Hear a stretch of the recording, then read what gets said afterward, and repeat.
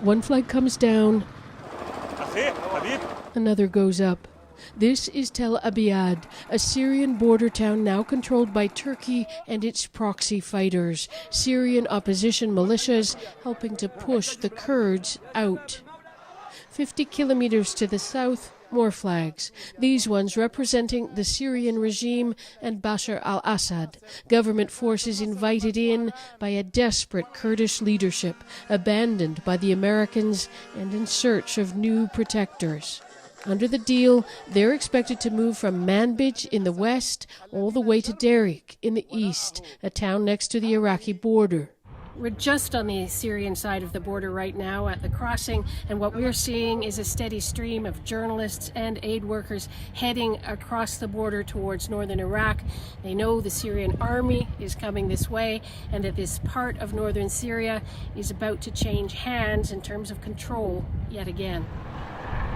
Today, just south of the border post, 184 Syrian refugees crossed at an unofficial border.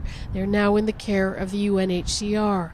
Spokesman Rashid Hussein says they're preparing for a possible influx. I mean, UNHCR has the plan to respond to around 50,000 individuals in case of needed. It's not the first time northern Iraqi Kurds will have hosted their brethren fleeing violence in Syria. Margaret Evans, CBC News, on the Syrian-Iraqi border. As northern Syria sinks further into chaos, the backlash in the U.S. against Donald Trump grows. His order to pull U.S. troops from the region is widely viewed as key to allowing this to happen. What in God's name is this man doing? What is he doing to NATO? What is he doing?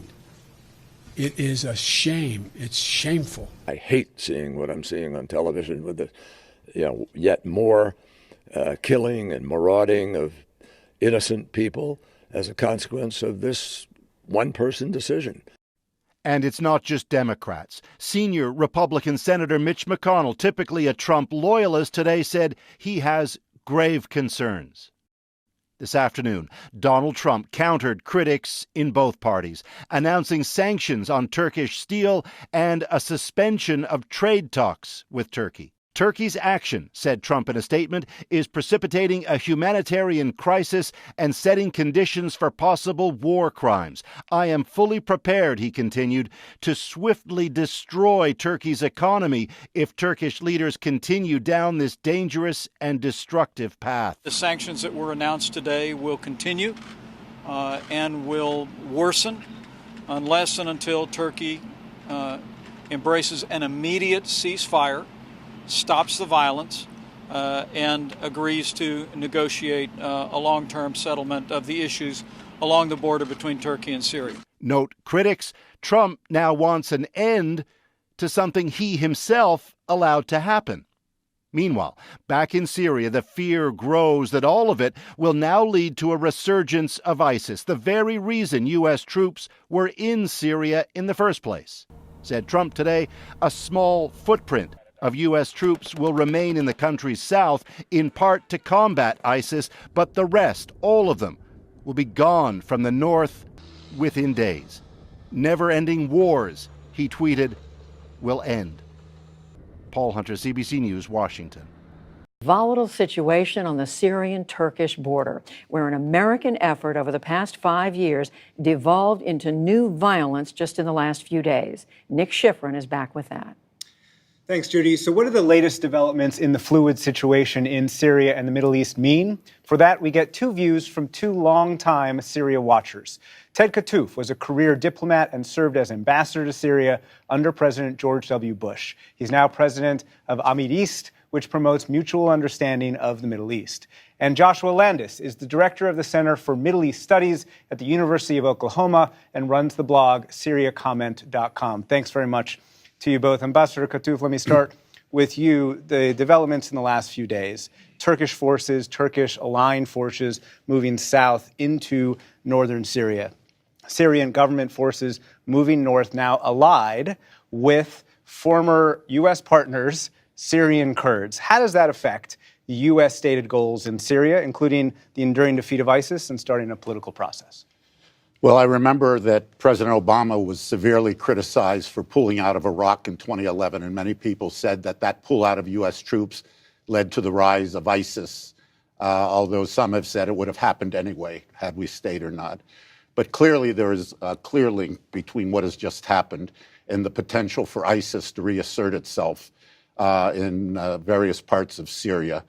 And also, besides Turkish Kurdish clashes going on right now, with the Turks clearly having the upper hand over a militia group, we also have the potential for Syrian-Turkish fighting going on. The Turkish army, I believe, is much stronger than Syria's war-weary units. But you have Iran in the mix, you have Russia in the mix. It's a real, we've opened a Pandora's box. Joshua Landis, wasn't that Pandora's box open long ago when this civil war started? And President Trump has talked about how the U.S. should not be in forever wars. Do you think he has a point? He absolutely has a point. Of course, the execution has been very ham-fisted, and I agree with Ted on that. But the notion of pulling out of Syria is I think, well made. And there's no good way to pull out of Syria. The real mistake was getting into Iraq and invading Iraq and turning over the apple cart in this region to begin with. But, you know, Americans don't see any benefit coming out of these wars. And it's now $5 trillion, according to some estimates, that have been spent in the Middle East over the last 20 years. You know, I am sitting here at the University of Oklahoma in Oklahoma City, and people are fed up. They want better roads. They're wondering why their schools aren't as good as they should be. And they wonder where the money has gone. In some ways, the elite in Washington, the foreign policy establishment, has become dissociated from the average American. And Trump is exploiting that. He's going to use it in order to try to, I think, you know, obviously try to win the elections. And this is what he ran on last time, and he's going to run on it again.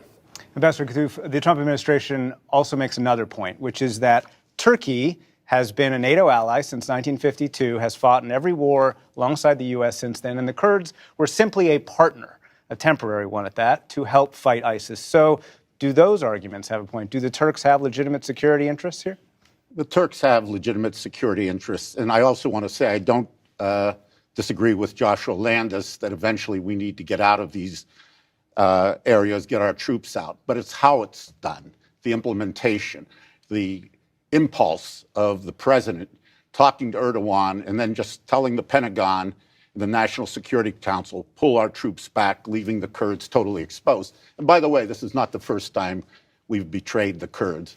You could go back to the San Remo conference of 1923, and if you want to look for original sins, that might be it, because 20 million Kurds have been left out of having their nation state of their own, and they're divided among 4 countries in that region. But this is a terrible betrayal, and our allies will not, our other allies will not fail to notice. Joshua Landis, I want to move to something that we've seen in the last few hours this afternoon. President Trump has imposed sanctions on Turkey, and he's used language also that went even further than he did before. He talked about how the Turkish incursion precipitating a humanitarian crisis and setting the conditions for possible war crimes. The vice president just came out a few minutes ago talking, calling for a ceasefire and negotiations. Will this change Turkish behavior?